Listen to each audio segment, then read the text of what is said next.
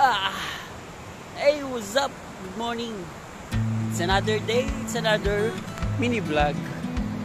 So for today's video, meron lang tayong short clip na ipapakita.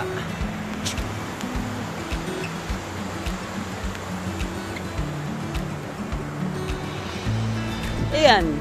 So another spot na naman dito sa Zambales na napuntahan natin. No? Maganda. Ayan.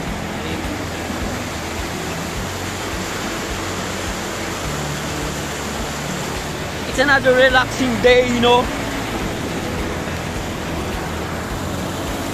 So pakita natin yung mga spot dito. Siyempre, kasama natin ang mga tropa na natutulog pa doon.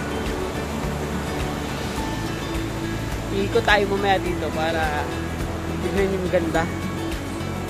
So, stay tuned lang. So, pagpasensyon nyo na ang aking itsura dahil kakagising ko lang.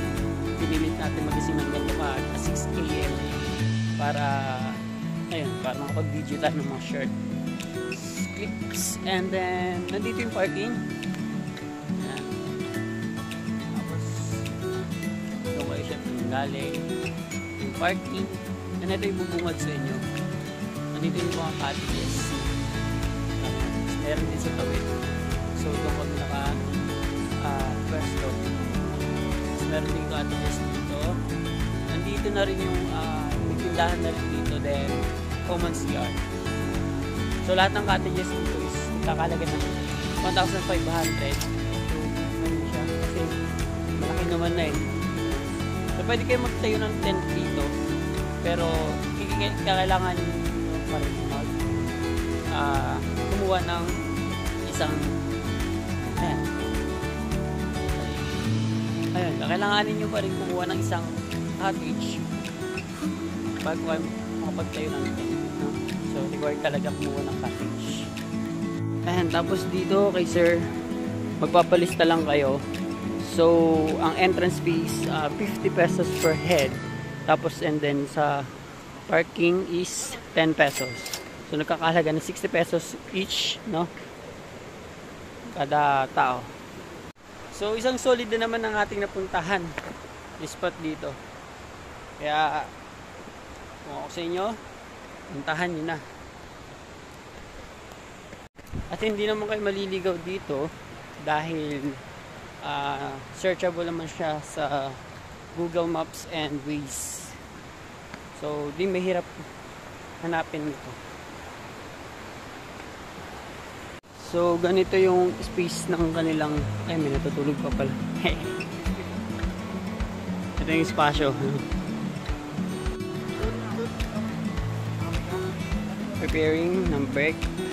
Fast.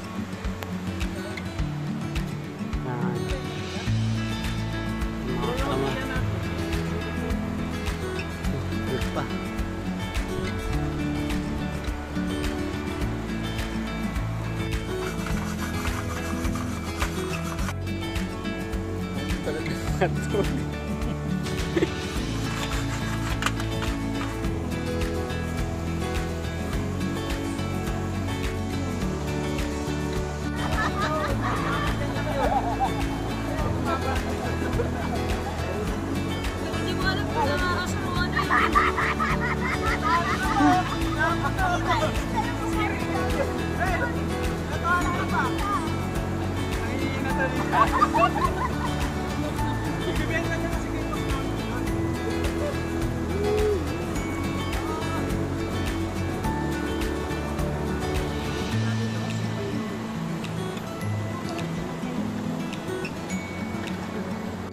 So, yun o. Dito sa part na to, sobrang Instagrammable niya.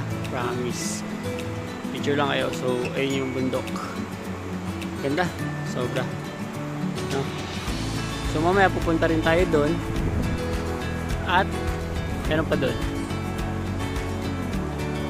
Igutin natin yun.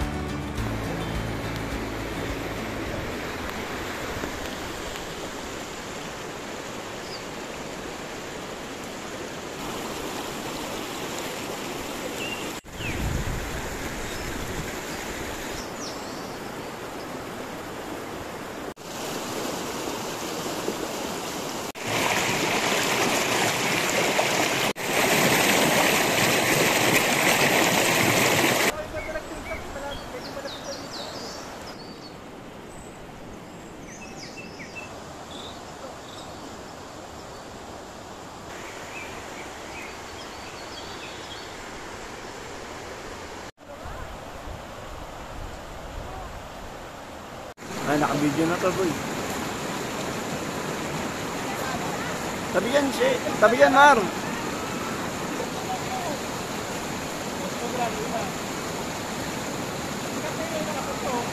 Mar!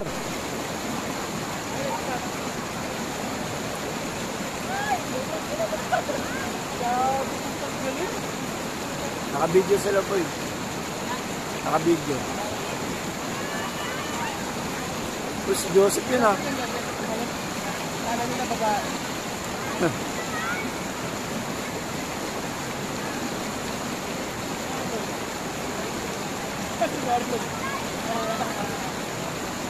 Lakas loob lang yan, pero natatakot na yan. Hindi na siya pwede umatras dyan, eh.